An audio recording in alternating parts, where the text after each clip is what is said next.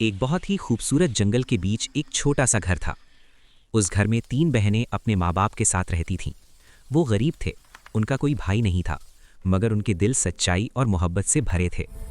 ہر صبح ان کا باپ محنت کے لیے دور چلا جاتا، ماں گھر میں رہتی اور دعا کرتی۔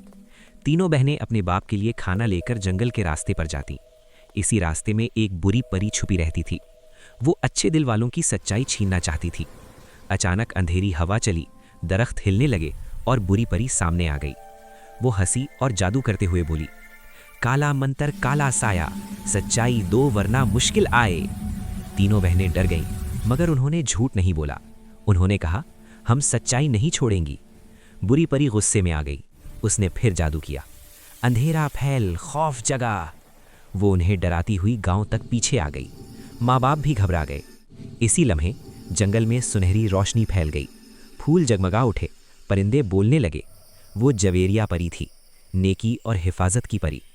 جویریا پری نے اپنے پروں کو پھیلایا اور نرمی سے بولی، روشنی جاگ سچ چمک، نیکی آئے برائی تھمک۔ سچائی کی روشنی پھیل گئی، بری پری چیخ اٹھی، اس کا جادو ٹوٹ گیا۔ وہ کمزور ہو کر بولی، نہیں، یہ سچائی کا جادو ہے، اور اندھیرے میں گم ہو گئی۔